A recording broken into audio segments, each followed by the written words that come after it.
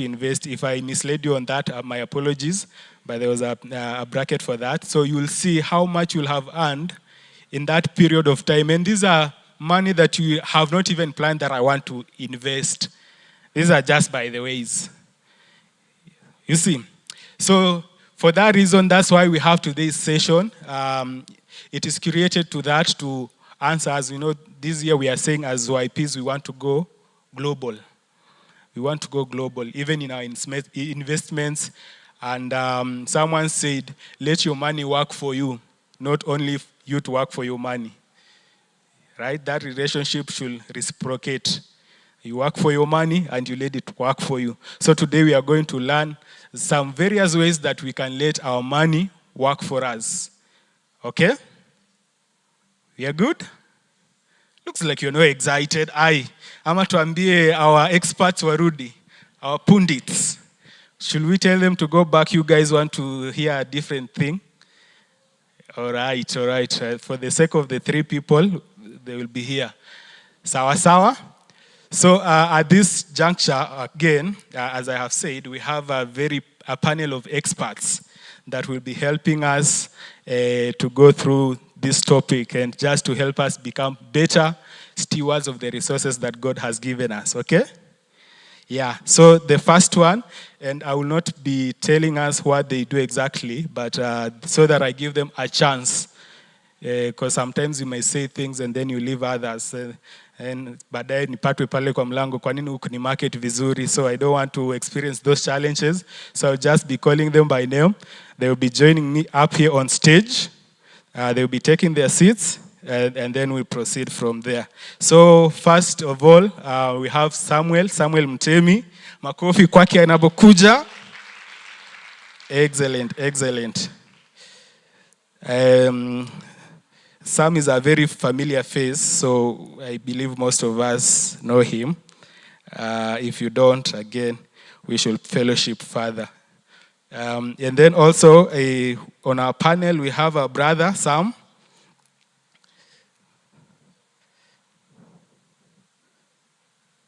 Wait.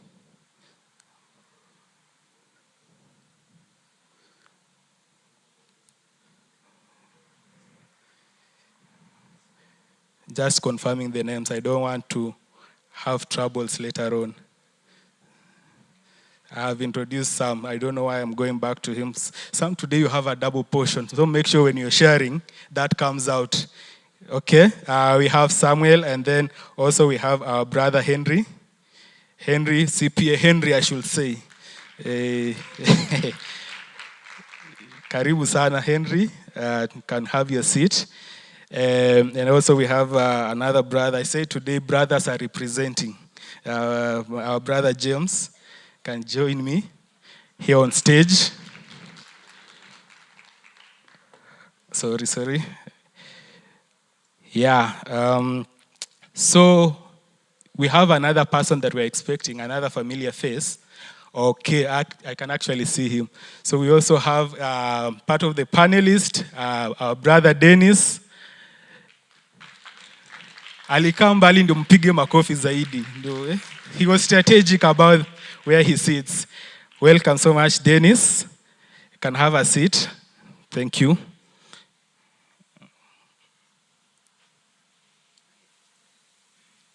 Yeah, I have welcomed you properly now. So, also, because this is a heavy discussion, I feel like if I lead you through it, it will be a little bit of joking here and there, so it's not very appropriate. So I looked for someone who is very serious, someone who comes across even when she speaks. Yeah, she commands that listening ability. If you don't have one, you can get it from somewhere. So I don't have that grace, so allow me as we appreciate and welcome our HOD Stacy to take us through this session. Karibu sana Stacy. She will also introduce herself. She tells us, other than being a HOD, what else can she be? Or she is...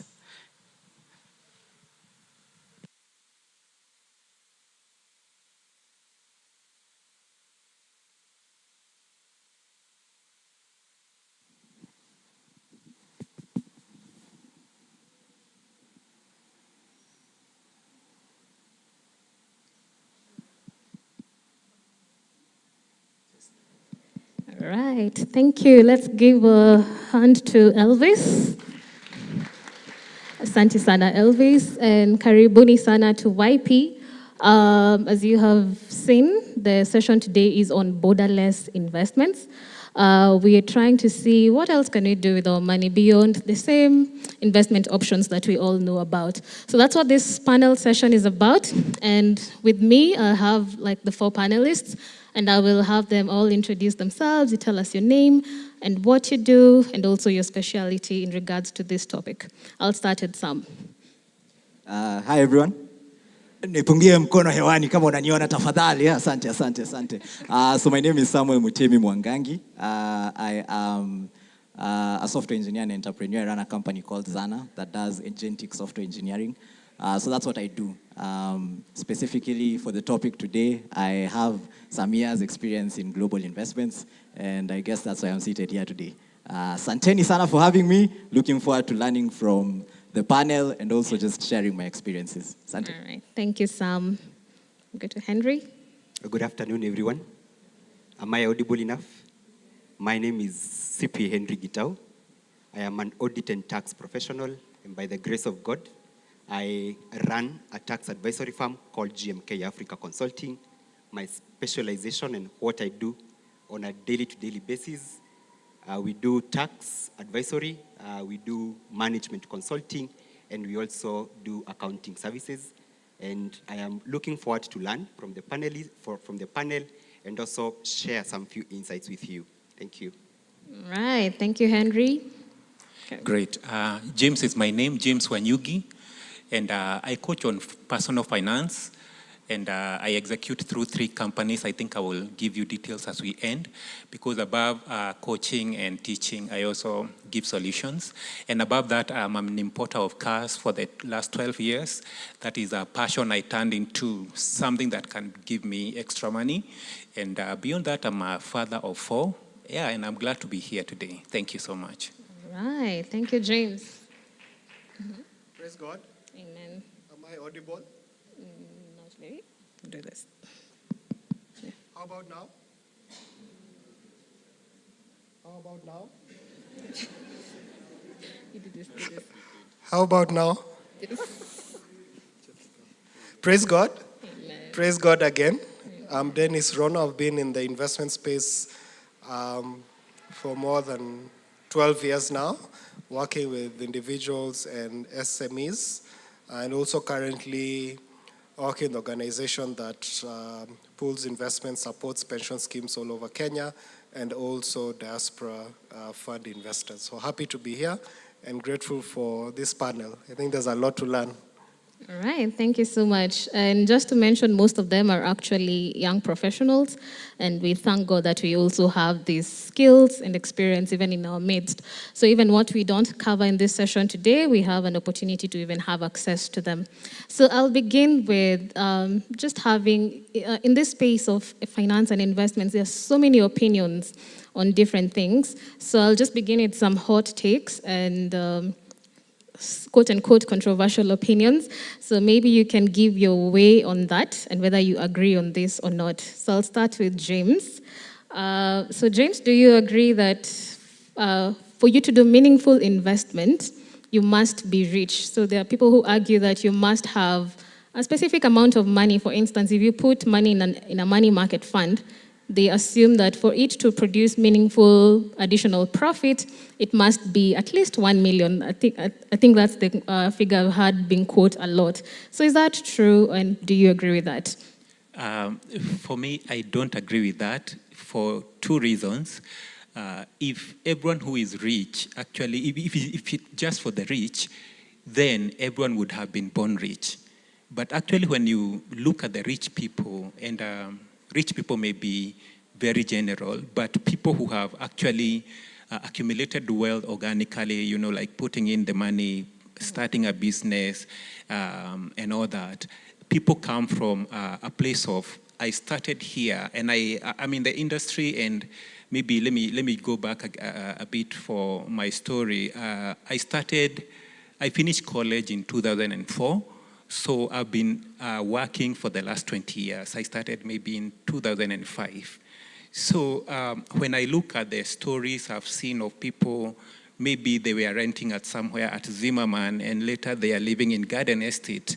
Most of the people I know are people who started way below from where we could think. So this is not for the rich. I usually say money speaks two languages. It speaks discipline and consistency. It's not a must you have $1 million to start investing.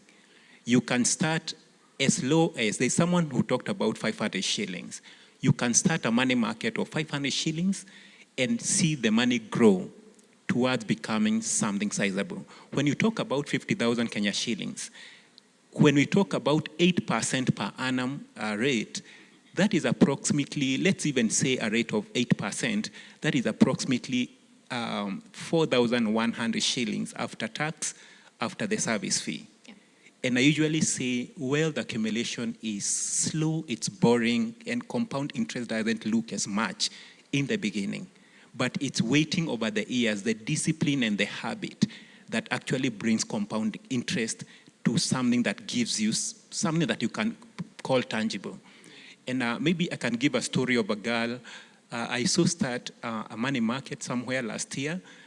Last week she chatted me, James, I'm at 24,000 Kenya shillings, and I see the interest is around 3,000 Kenya shillings. You see, money market, it compounds, but it's so boring and so slow in the beginning. But once you get the discipline and the consistency over time, you actually see this money grow into something. So it's not for the rich, and compound interest is slow and it's boring, but it's about discipline and consistency. It's something that you can repeat every other month, every other year, and over time you see this fund growing. All right, thank you. Consistency and discipline it is. All right, Sam, over to you. So some argue that you need to be a financial expert for you to trade in the financial market just beyond the MMFs and the SACCOs, which are quite simple to enter. But for instance, people who are like you, when you're investing in the ETFs, in the Nairobi Stock Exchange, there's a debate that you cannot just directly access the market. So do you agree with that? And if not, are there alternatives for people who are not very financially savvy? Yeah. Thanks. Great question, because I grappled with it even when I was starting to get into the spaces I'm in. No, I don't think you need to be an expert in finance or that sort of thing just to get into some of these markets. In the same way, you don't need to be a mechanic to drive a car to Naivasha. You know, you just need to know where the brake is and the fuel gauge, and then you'll go to Naivasha. So when it comes even to financial markets, there are fundamentals, of course, that you need to understand. When you're going into things like ETFs, into stocks and all that, there are fundamentals definitely that you need to understand. I think the basis is, do you just have the interest and the passion to learn and understand these things? Because there's a certain difference between MMFs and stocks and these other places. Because of maybe the exposure to volatility and to risk, you might want to follow the progress of what you're putting your money into a bit more closely. But it doesn't necessarily mean that you need to have a lot of information on that. Just need to read news and follow in that. And I think you'll be okay in that particular sector. Myself, I'm a software engineer. I did not do finance. And I struggled a lot with mathematics in high school, all the way up to campus. But just understanding the fundamentals and economics and things that happen here and there, then you'll be able to take that. And it's actually quite it's simpler than most people make it seem. Once you get in and once you start understanding the jargon and understanding what happens here and there, it really is simpler than most people think it is. So that's number one. There are a lot of platforms that offer news and guidance towards stocks and all these things, and you can just keep on reading and following those, and they'll give you guidance. That is, if you do not have in-depth knowledge into maybe the particular stocks that you want to invest in.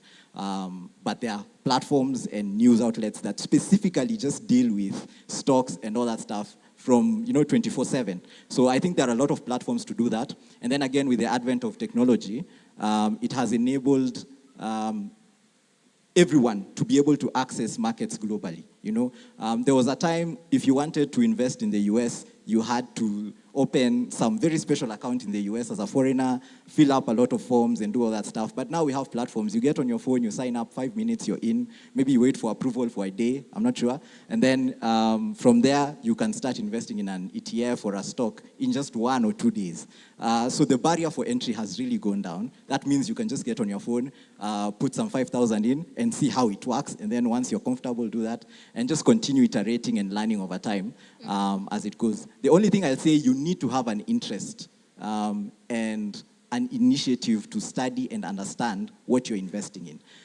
The only difference is it's not an MMF. It's not somewhere you put money and you forget. It's somewhere where you have to keep on learning and understanding, okay, and I invested in this stock. What are these companies doing? How is the outlook maybe 6 months, 1 year from now? So something like that. But it's very simple. If you take 10 minutes of your day just to go through articles and read news, you'll be able to create a habit that you can do that, and you can be able to see indicators and triggers that can tell you this is a good time to get in, this is a good time to get out. So that's what I'd say.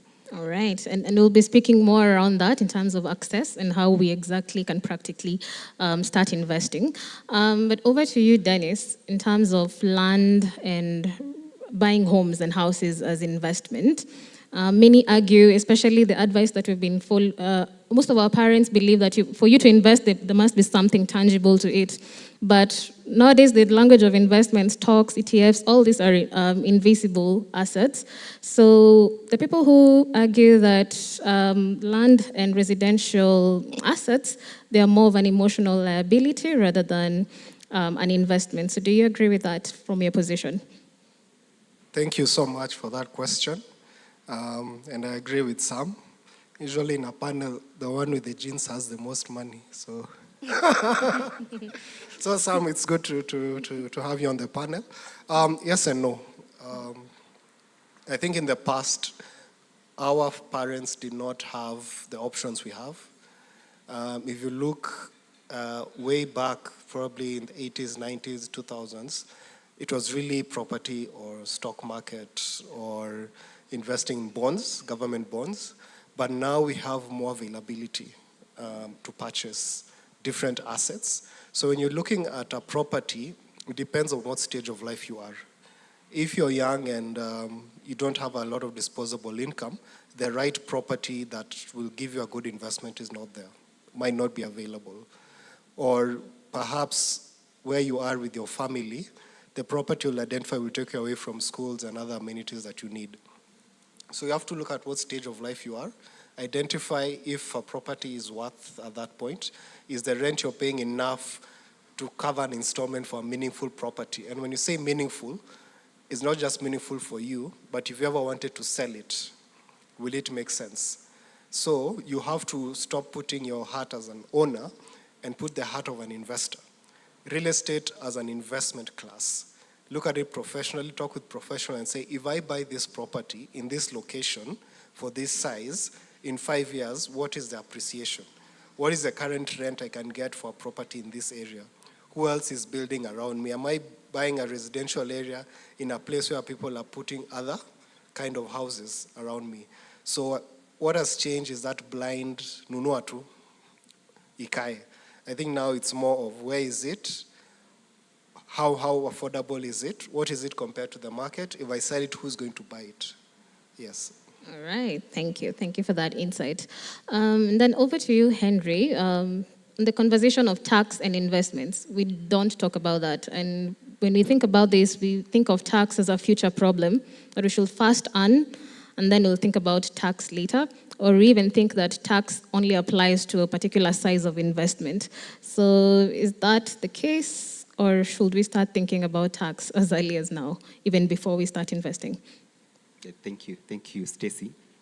I think that tax is non-negotiable, and especially if you are getting an income from it. You know, every kind of investment that you are making, there is an income that you are deriving from it. And the government of Kenya, through the Revenue Authority and the Commissioner, the government derives its revenue from the income that taxpayers earn. So they'll tax a certain percentage from the income that you have earned. So in most instances, I find that people would first make the decision of what to invest in, I will go with real estate, I'll go with MMFs, I'll go with any other forms of investment. But tax is usually a very minimal discussed item.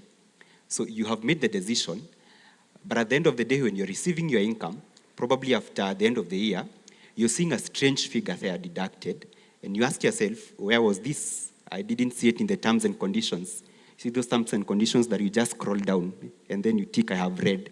You probably don't know where that came from.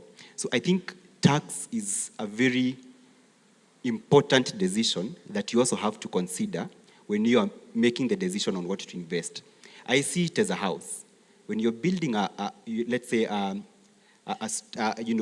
building or a house, you can't build it on stones alone. You need cement. If you build that house with stones alone, high likely it will fall. But you need the cement that will again bind the stones. You cannot build an investment portfolio and leave alone the tax discussion. You need to know which are the tax obligations. You need to understand to structure your investment properly in such a way that you can invest in a portfolio which is more tax, there are better tax incentives than investing in one that exposes you to higher taxes. So tax is an inevitable discussion when you're making the decision on what to invest in. All right, thank you. And we're going to speak more even in terms of how these different investment options, what the tax rates are for all this, even as we make investment decisions. But over to you, James. I'll start from where most of us are right now. Most of us only invest in the money market fund and SACCOs, and most of us still have money in the bank. So why do you think most young professionals have a limited investment menu? Thank you for that. For me, when I sit down with anyone for either it's a one-on-one or a group session, I like talking to people about the money blueprint.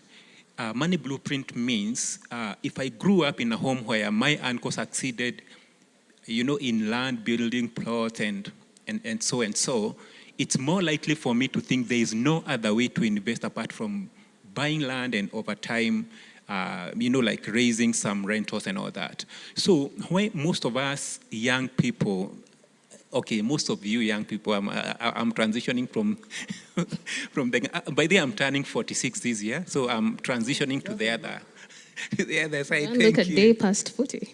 Yeah, so we tend to go to what is comfortable and what we have been seeing most of the time. And I think what Sam has said, most of us, we don't like doing research on what are the available venues for us to invest in. We are stuck in money market. I think the last 2 years has seen money markets go into we have so many of them. And then the last 1 year, we have now seen the special funds now coming in. And these are the things that are trending in the market, but we barely do enough research. And I was telling someone, we are so good in analyzing the Premier League table.